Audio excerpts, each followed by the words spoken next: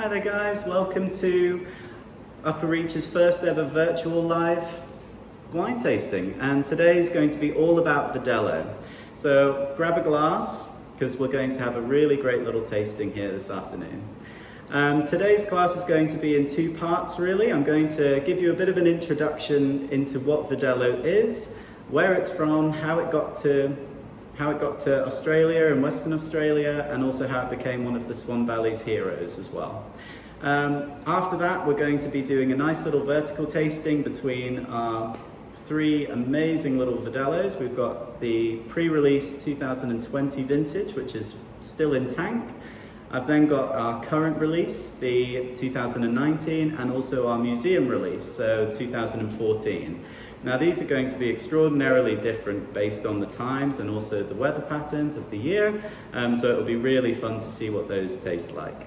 Now, what is Verdelho? So Verdelho is a white Portuguese varietal, not to be mistaken with Verdelho, which is a completely different varietal, but they sound very similar, therefore, yeah, mistakes are made.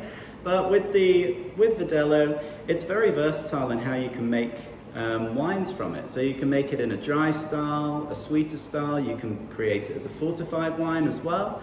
And also, yeah, it's just a really beautiful little varietal to play around with. You get some great fresh fruit character from it. It's really crisp and aromatic as well. And yeah, we'll be talking a lot about how we make ours here at Upper Reach in particular, and I'll be revealing a little winemaking secret for you as well. Now, Verdelho really came to Australia in the 1830s. It was introduced to the Hunter Valley in 1830 actually. Established over there, it started to gain some popularity, and therefore it came over to Western Australia, where the first plantings of that were in 1836. So it has a really strong history here in WA and in the Swan Valley as well. It's just a real great varietal to work with, especially in our hot Mediterranean climate, which it really thrives in. The varietal itself, it really needs that heat, and especially here in the Swan Valley, we certainly have it. I mean, 39 degrees today. This is pretty toasty. Back to the Verdelho really. I mean, when it was first planted, it was really only kind of made to be a fortified wine and made in a sweeter style by harvesting it later on in the vintage.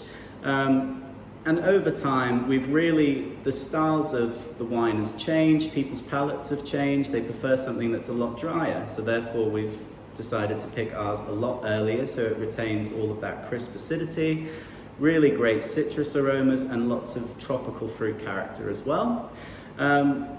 A little winemaking secret from Upper Reach. I mean, our Verdelho is always said to be one of the best Verdelhos in the home of Western Australian Verdelhos. And pretty much the way that we do that during fermentation, you have to have a really long, cold fermentation. That will really retain all of that fruit purity and make sure that everything is crisp, aromatic, and very refreshing. So what we'll start off with now is my favorite part. So we will taste off some wines, starting with the pre-release, the 2020, then going to the 2019, and then to the museum.